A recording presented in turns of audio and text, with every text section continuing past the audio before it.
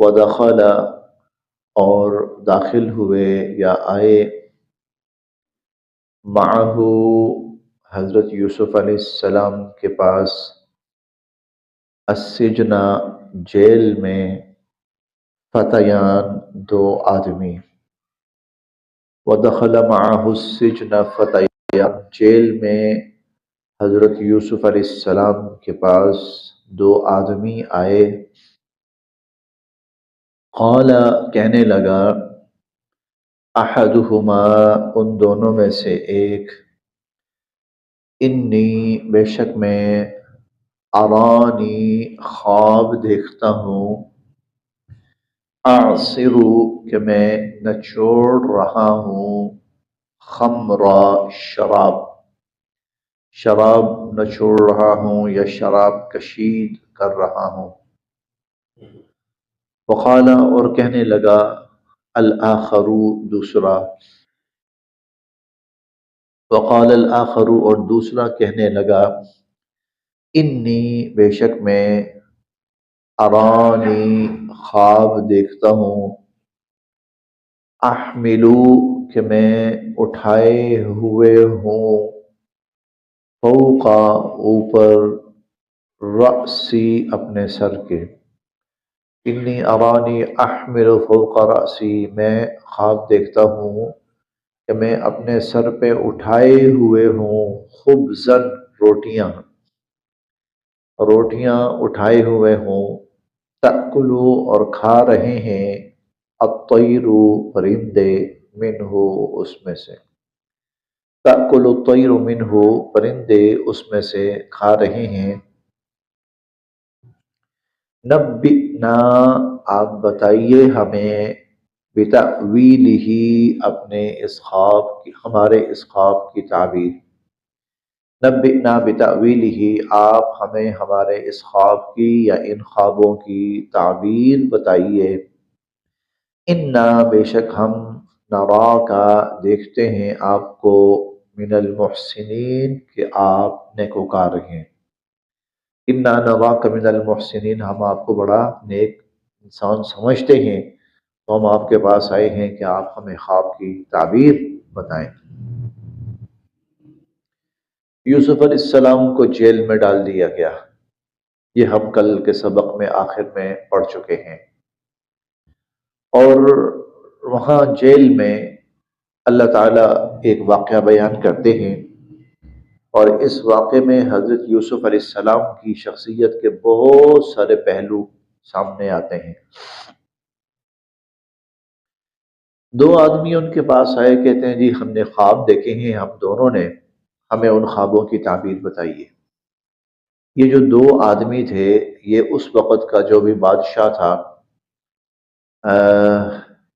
بادشاہ نہیں تھا بلکہ یہ کوئی اسی طرح کا بڑا شخص تھا یہاں پر نا دو الفاظ آئے ہیں ایک آیا ہے عزیز عزیز مصر امراۃ العزیز ایک عزیز کا لفظ آیا ہے اور ایک آگے آ رہا ہے الملک وقال الملک یہ ملک کا لفظ آ رہا ہے یہ دو الگ الگ الفاظ ہیں اس سے معلوم یہ ہوتا ہے کہ یہ دو الگ الگ شخصیات ہیں عزیز مصر اور ہے اور الملک یہ اور ہے تو بہرحال دونوں کا تعلق مصر سے ہی ہے اور یہ جو الملک ہے ایسا لگتا ہے کہ اس کی حیثیت عزیز مصر سے اوپر تھی عزیز مصر اس کے انڈر اور اس کے ماتحت تھا اب یہ جو الملک شخص ہے اس نے خواب دیکھا اور اس نے خواب نہیں اس کا واقعہ یہ والا اس کے دو افراد تھے دو اس کے ملازمین تھے آپ خادمین تھے ایک کا تعلق تھا بادشاہ کے لیے شراب تیار کرنا اور ایک جو تھا وہ کھانا پکانے والوں میں سے تھا روٹیاں پکانے والوں میں سے تھا بادشاہ کو زہر دیا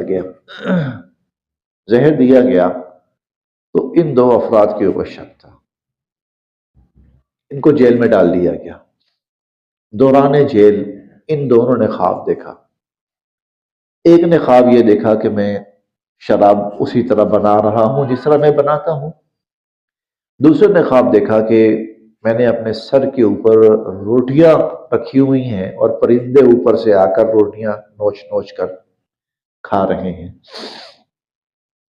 اب چونکہ یہ دونوں پریشان تھے، جیل میں تھے، دونوں پر ایک جرم تھا اس کی تفتیش کے لیے، لہذا انہوں نے خواب دیکھا تو پریشان بھی ہوئے، کیا مطلب ہے اس خواب کا؟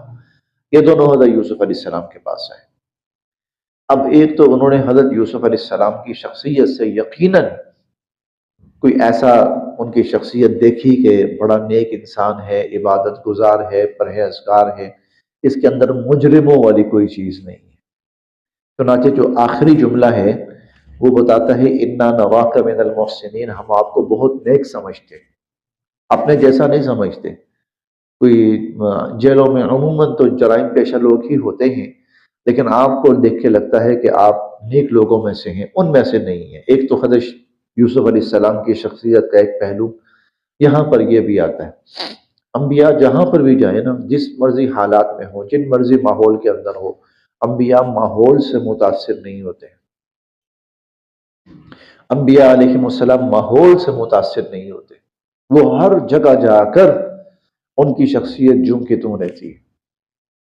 چنانچہ حضور علیہ الصلوۃ والسلام مکہ میں ہیں، شدید دشمن کا دباؤ ہے، معاشی حالات بے انتہا تنگ دست ہیں، آپ کی شان یہاں پر جو ہے، آپ مدینہ جاتے ہیں، ہر چیز کی فراوانی ہے، بہترین فوج آپ کے ایک حکم پر دنیا کے کسی بھی حکومت کا تختہ الٹنے کی صلاحیت رکھتی ہے، اور بے شمار زمین جس میں زرعی زمینیں بھی ہیں آپ کے زیر اقتدار ہیں، لیکن حضور کی جو شخصیت مکہ میں تھی وہی مدینہ میں، وہی مدینہ میں، آپ کے عبادت کا جو عالم مکہ میں تھا وہی مدینہ میں، آپ کے اخلاق کا جو عالم مکہ میں تھا وہی مدینہ میں، آپ کا اپنوں اور غیروں کے ساتھ جو رویہ مکہ میں تھا وہی مدینہ میں، کہیں فرق آپ کو نظر نہیں آئے گا۔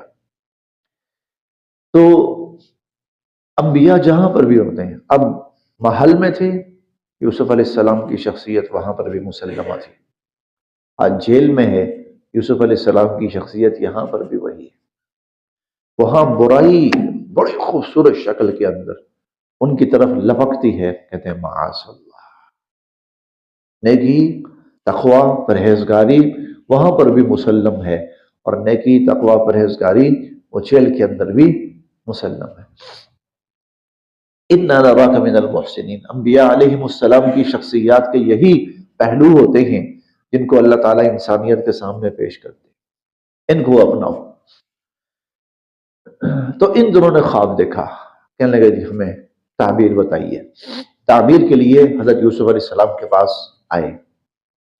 قال، یوسف علیہ السلام نے فرمایا، لا، نہیں، یأتی، آئے گا، کما، تم دونوں کے پاس، لا یأتی کما، نہیں آئے گا تم دونوں کے پاس، طعام، وہ کھانا، ترزقان ہی، جو تمہیں دیا جاتا ہے، لا یأتیکما طعام ترزقان ہی، جو کھانا تمہارے پاس آتا ہے نا، وہ کھانا تمہارے پاس نہیں پہنچے گا، الا، مگر یہ، نبأتو، کہ میں بتا چکا ہوں گا، کما، تم دونوں کو، بتأویلہ، اس خواب کی تعبیر، قبل، اس سے پہلے، ان یأتیکما، کہ وہ کھانا تمہارے پاس آئے۔ لا یأتیکما طعام ترزقانہ الا نبأتکما بتأویلہ قبل ان یأتیکما، کہ جو کھانا تمہیں دیا جاتا ہے نا، اس کھانے کے آنے سے پہلے پہلے میں تمہیں خواب کی تعبیر بتا چکا ہوں گا۔ مطلب کیا ہے؟ یہ تمہید ہے، اس سے پہلے میں تم سے کچھ اور بات کرنا چاہتا ہوں، لیکن میری بات سے یہ نہ سمجھنا کہ میں تمہیں کوئی آگے پیچھے کر رہا ہوں، تعبیر مجھے نہیں آتی اور میں تمہیں اور باتوں میں الجھا رہا ہوں، تعبیر میں تمہیں بتاؤں گا۔ تعبیر کھانے کے آنے سے پہلے پہلے، مطلب یوں لگتا ہے جیسے کھانے کا وقت قریبی ہے، 15-20 منٹ، آدھا گھنٹہ، گھنٹے میں کھانا آنے والا ہے، تو کہنے لگے کھانے کا ٹائم ہونے والا ہے، تو کہنے لگے کھانے سے پہلے پہلے تعبیر تمہیں بتا چکا ہوں گا، لیکن اس سے پہلے ایک بات اور کرنی ہے۔ ذالکما، یہ مما، اس میں سے ہے جو علمنی ربی، جو میرے رب نے مجھے سکھایا ہے۔ لیجئے، یہیں سے پہلے جملے سے ہی جو بات کہنا چاہتے ہیں وہ شروع ہو چکی، اور وہ کیا کہ میرا رب تو اللہ ہے۔ یہ میرے پاس جو کچھ ہے، تم کسی ارادے سے آئے ہو نا، خواب کی تعبیر پوچھنے آئے ہو، مجھے خواب کی تعبیر پتہ ہے، مجھے اس تعبیر کا علم ہے، اور مجھے یہ کہاں سے پتہ چلی ہے، یہ علم کہاں سے آیا ہے؟ مما علمنی رب، میرے رب اللہ نے مجھے اس خواب کی تعبیر کا علم سکھایا ہے۔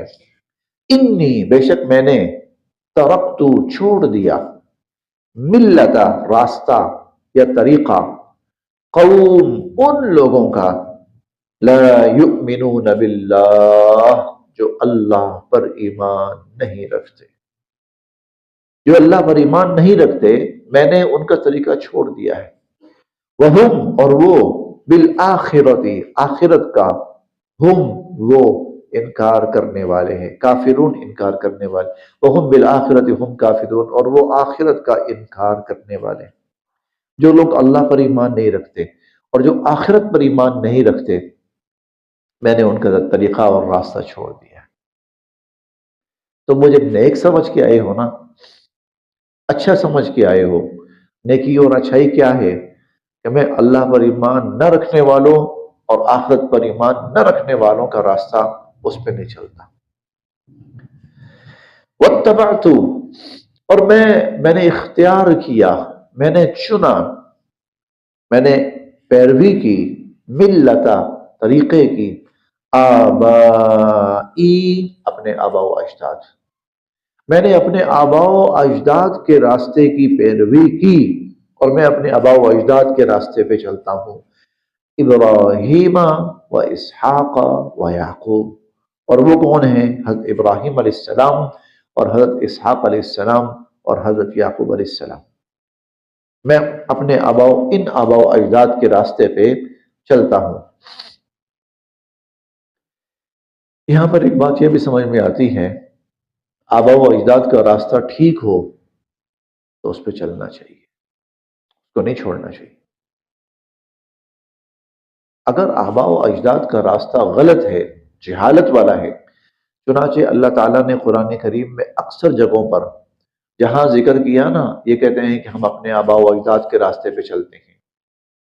آگے آتا ہے اولو کان آباؤہم لا یعقلون شیئا ولا یہتدون، کیا ان کے آبا و اجداد اگر جاہل اور گمراہ ہوں پھر بھی ان کی راہ پہ چلیں گے؟ پھر نہیں چلنا چاہیے۔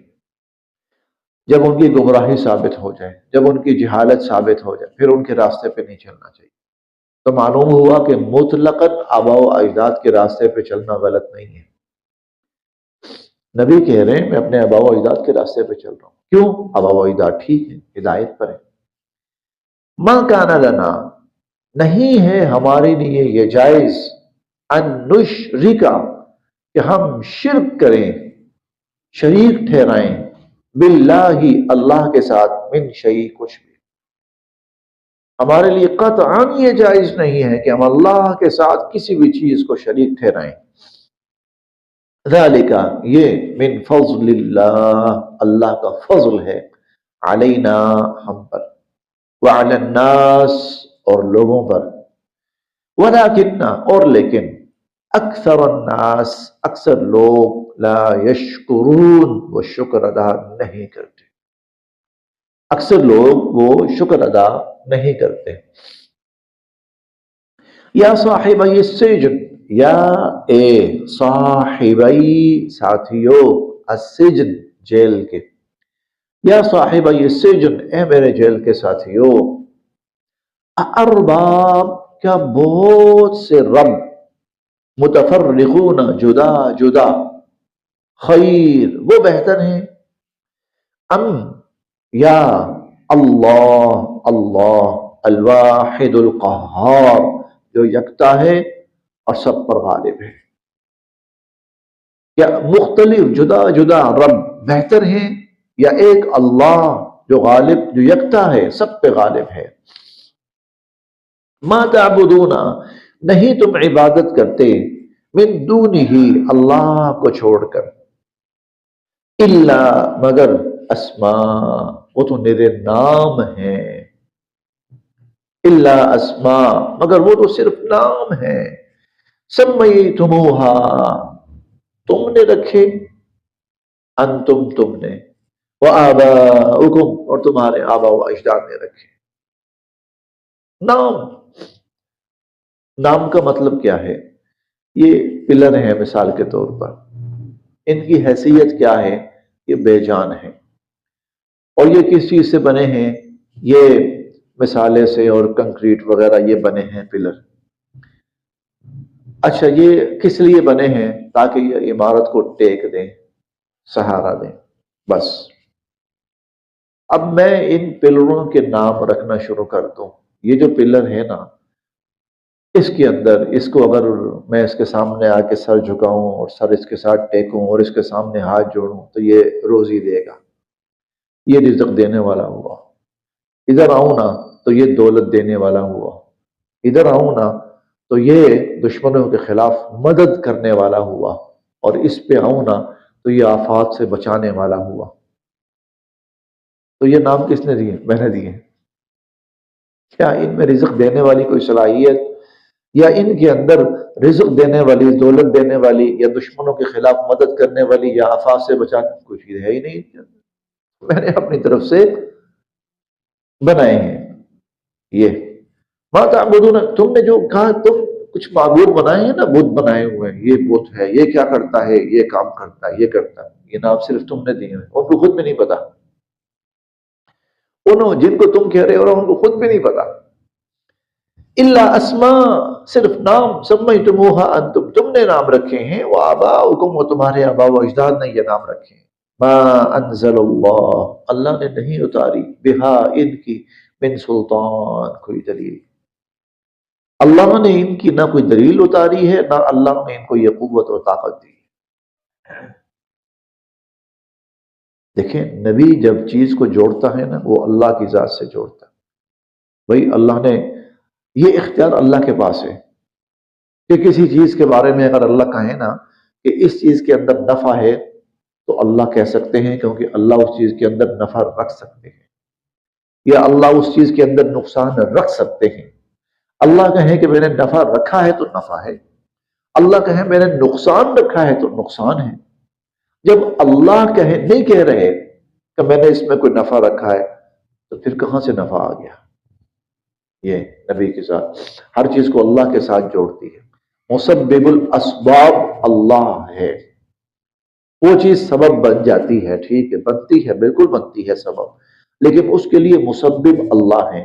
تو کیا اللہ نے ان کو سبب بنایا؟ نہیں بنایا۔ ما انزل اللہ بہا من سلطان، اللہ نے کوئی دلیل نہیں اتاری ایسی۔ ان الحکم، نہیں ہے حاکم، الا للہ، مگر اللہ۔ ان الحکم الا للہ، حکم اللہ کا چلتا ہے، پوری کائنات کے اندر اللہ کا حکم چل رہا ہے۔ امارا، اور اس نے، اللہ نے ہمیں حکم دیا ہے، اللہ تعبدو، کہ نہ عبادت کرو، الا ایاہ، مگر اللہ۔ اللہ نے ہمیں حکم دیا ہے۔ دیکھیں، اللہ تعالیٰ جن چیزوں کو متعین فرما دینا، اسے کوئی نہیں تبدیل کر سکتا، کوئی نہیں تبدیل کر سکتا۔ اللہ تعالیٰ جن چیزوں کو متعین فرما دے، مشرکین نے حضور علیہ الصلوۃ والسلام سے کیا کہا تھا؟ فلاں فلاں چیزیں بدل دیں آپ، تبدیل کر دیں آپ، قرآن کے اندر یہ چیزیں ہمیں گوارا نہیں ہیں۔ تو قرآن کیا اترا؟ آپ کہیے، ما ابدلہ من تلقاء نفسی، میرے پاس اختیار نہیں بدلنے کا، میرے پاس ان کو، اس قرآن کو بدلنے کا اختیار ہی نہیں ہے۔ ان اتبع الا ما یوحى الی، میں کس چیز کا پابند ہوں کہ جو حکم آ رہا ہے میں اس کی پیروی کروں،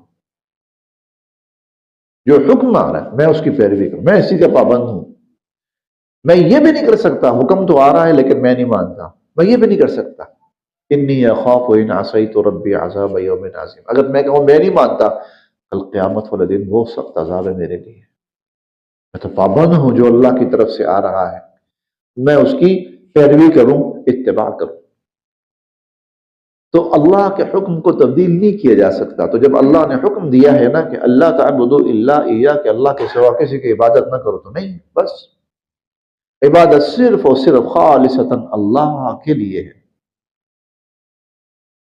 کچھ چیزوں کے اندر عبادت کا شائبہ پایا جا سکتا تھا، کچھ چیزوں کے اندر عبادت کا شائبہ پایا جا سکتا تھا، کسی زمانے کے اندر وہ چیزیں کہیں روا رکھی گئیں، اس امت میں آ کر ان کو بھی ختم کر دیا گیا۔ مثال کے طور پر اللہ کے علاوہ کسی اور کو سجدہ کرنا، اس کی دو شکلیں، ایک تو یہ ہے معبود سمجھ کر بطور عبادت سجدہ کرنا، وہ ہمیشہ سے حرام رہا ہے، پہلے دن سے ہی، ازل سے معبود سمجھ کر اللہ کے سوا کسی کو سجدہ نہیں کیا جا سکتا۔ لیکن اگر کوئی معبود سمجھ کر نہ کرے بلکہ احتراماً سجدہ کرے، تو پچھلی امتوں میں یہ چیز تھی، پچھلی امتوں میں یہ چیز تھی، بلکہ اس کا حکم تو اللہ تعالیٰ نے خود دیا تھا، فرشتوں کو حکم دیا تھا آدم علیہ السلام کو سجدہ کرو، اسجدوا لآدم، سجدہ کرو آدم کو۔ اب ایک مخلوق اللہ کے سوا کسی اور کو سجدہ کر رہی ہے اور سجدہ کرنے کا حکم اللہ دے رہے ہیں، یہ احتراماً تھا۔ اور اسی میں ہم پڑھیں گے حضرت یعقوب علیہ السلام اور ان کی اہلیہ اور ان یعقوب علیہ السلام کے 11 بیٹے یوسف علیہ السلام کو سجدہ کر رہے ہیں، یہ تعظیماً تھا۔ پچھلی امتوں میں اس کی گنجائش تھی، لیکن اس امت میں آ کر جب اللہ کا دین اپنی تکمیلی شکل کو پہنچنا تھا تو یہ بھی ختم کر دیا گیا۔ اب کسی کو تعظیماً بھی سجدہ نہیں کیا جا سکتا۔ چنانچہ حضور علیہ السلام کے سامنے آ کر صحابہ نے آپ کو سجدہ کیا، انہوں نے کہیں دیکھا لوگ اپنے بڑوں کو سجدہ کرتے ہیں، سوچنے لگے ہمارے بڑے تو حضور ہیں، تو بہت بڑے، تو یہ تعظیم تو حضور کو دینی چاہیے۔ تو وہ آ کے سجدہ کیا حضور علیہ السلام کو۔ آپ نے پوچھا یہ کیا؟ اس طرح آپ دیکھا ہم نے، آپ نے فرمایا اللہ کے سوا کسی کے لیے بھی سجدہ جائز نہیں۔ اور پھر آپ نے فرمایا اگر یہ تعظیم میری امت کے اندر بحال رکھی جاتی، اگر یہ تعظیم میری امت کے اندر بحال رکھی جاتی تو میں بیوی کو حکم دیتا کہ وہ خامد کو تعظیماً سجدہ کرے، لیکن اس امت کے اندر کسی کے لیے بھی سجدہ جائز نہیں۔ تو اب یہاں پر آ کر اس امت میں آ کر اللہ نے اپنی ذات کے سوا کسی اور کے سامنے، چاہے وہ کوئی انسان ہے، چاہے وہ کوئی درخت ہے، چاہے کوئی پتھر ٹیلا ہے، کچھ بھی، اس کے سامنے جھکنے اور سجدہ ریز ہونے کو حرام قرار دے دیا۔ امر اللہ تعبدوا الا ایاہ، اللہ نے حکم دیا ہے اس کے سوا کسی کی عبادت نہیں کرنی۔ ذالک الدین القیم، یہی ہے صحیح دین، یہی ہے صحیح دین، مضبوط مستحکم دین۔ ولیکن، اور لیکن، اکثر الناس، اکثر لوگ، لا یعلمون، نہیں جانتے، لیکن اکثر لوگ اس بات کو نہیں جانتے۔ یہاں تک حضرت یوسف علیہ السلام نے ان دونوں کو تبلیغ کی۔ اب تبلیغ ان کو کیوں کی؟ اس لیے کہ اس معاشرے کا اور اس ملک کا جو نظام تھا وہ 100% شرک کے اوپر مبنی تھا۔ چنانچہ لوگ شرک کرتے تھے، وہاں پر اپنے جو بادشاہ ہوتے تھے ان کو رب کہتے تھے، اپنے بادشاہوں کو رب کہتے تھے، اسی لیے یہاں پر کئی جگہ بادشاہ کے لیے رب کا لفظ استعمال ہوا ہے۔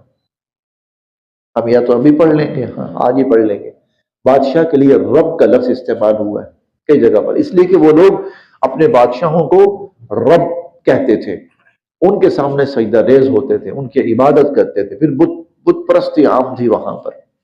تو پہلی بات یہ ہے کہ تبلیغ کی کہ بھائی یہ جو کچھ تم کر رہے ہو نا یہ شرک ہے، اور شرک کی اللہ کے ہاں کوئی گنجائش نہیں، عبادت صرف اللہ کی، اور اللہ نے ہمیں منع کیا ہے کہ اللہ کے سوا کسی کی عبادت نہیں کرنی۔ اور ان الحکم الا للہ، یہ کیا ہے؟ ان الحکم الا للہ یہ ہے، اس کا مطلب یہ ہے کہ بھائی کائنات کے اندر کسی بھی چیز کا حکم دینے کا اختیار اللہ کا ہے۔ اگر اللہ اختیار دے نا اور حکم دے کہ لوگوں کی عبادت کرو تو ٹھیک ہے، لیکن اللہ نے حکم کیا دیا ہے؟ اللہ تعبدوا الا اياه، اللہ کے سوا کسی کی عبادت نہیں، اور جب تک اللہ حکم نہ دیں کسی اور کی عبادت ہو نہیں سکتی، اور اللہ کسی اور کی عبادت کا حکم دینے نہیں والے۔ لہذا ما کان لنا ان نشرک باللہ من شیء، اللہ کے ساتھ شرک کرنے، کسی اور کو شریک ٹھہرانے کا کوئی احساس، کوئی تصور ہی نہیں ہے۔ اب جب ان کو تبلیغ کر چکے، ان تک ایک دفعہ اللہ کا نام، اللہ کا پیغام پہنچا چکے، اللہ پر ایمان، آخرت پر ایمان کی دعوت پہنچا چکے ایک دفعہ، اب پھر خواب کی تعبیر کی طرف آ رہے ہیں۔ لیجئے، ایک طرف دونوں ہی کام ہو گئے، کہتے ہیں ایک تیر سے دو شکار، کہ ان کو تعبیر بھی بتا دی خواب کی۔ اب یہاں پر حضرت یوسف علیہ السلام نے جو بڑی حکمت کا معاملہ یہاں پر کیا، وہ یہ، جب کوئی آدمی چل کے آپ کے پاس آتا ہے نا، وہ ضرورت مند ہے، اب وہ آپ کی بات سنے گا، اب وہ آپ کی بات سنے گا۔ اب وہ سوچنے لگے کہ یہ مجھے اچھا سمجھ کر آئے ہیں، میں جو بات کروں گا، ظاہر ہے اگر میں تعبیر بتاؤں گا تو مانیں گے نا، تعبیر میں بتاؤں گا تو مانیں گے نا، اس کا مطلب مجھے سمجھ کر آئے ہیں کہ میں جو بات کہوں گا وہ ٹھیک ہے۔ یہ سب سے بہترین موقع ہے کہ میں ان کو اللہ کی بات بتاؤں، سب سے بہترین موقع ہے۔ چنانچہ اگر پہلے تعبیر بتا دیتے نا تو انہوں نے اگلی بات نہیں سننی تھی، تعبیر پوچھنے آئے تھے، لیکن پہلے اصل بات بتائی کہ بھئی جو زندگی تم گزار رہے ہو سراسر غلط ہے، کفر و شرک کی زندگی ہے، میں تمہیں ایمان اور اللہ کی وحدانیت کی دعوت دیتا ہوں۔ اچھا جی، یا صاحب السجن، اے میرے جیل کے ساتھیو، اما احدکما، تم دونوں میں سے ایک، فیسقی، وہ پلائے گا، ربہ، اپنے بادشاہ کو۔ اب دیکھیے یہاں پر رب کا لفظ استعمال ہوا ہے، بادشاہ مراد ہے اس سے، اپنے رب کو پلائے گا، خمرا، شراب، تم میں سے ایک یعنی رہا ہو جائے گا، اور وہ بے گناہ قرار پائے گا، رہا ہو جائے گا، اپنی ملازمت پر بحال ہو جائے گا، اور جس طرح پہلے وہ بادشاہ کو شراب پلایا کرتا تھا، وَيَسْقِي رَبَّهُ خَمْرًا، وہ اسی طرح بادشاہ کو شراب پلائے گا۔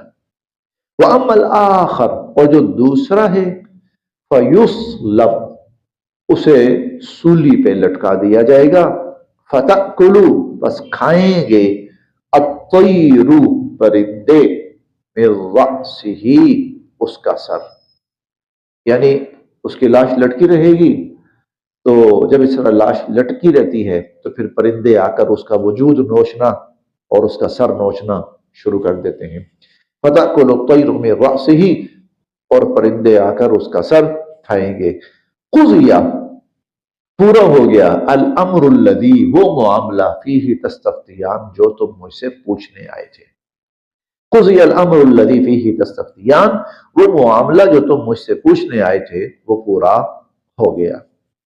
وقال، اور کہا، للذی، اس شخص سے، ظن، جس کے بارے میں یہ یقین تھا، انہو ناج، کہ وہ بچ جائے گا، نجات پائے گا، منہما، ان دونوں میں سے، ان دونوں میں سے جس نے بچ جانا تھا، اسے کہا، اذکرنی، میرا تذکرہ کرنا، عند ربک، اپنے بادشاہ کے پاس، اپنے مالک، اپنے بادشاہ کے پاس میرا تذکرہ کرنا۔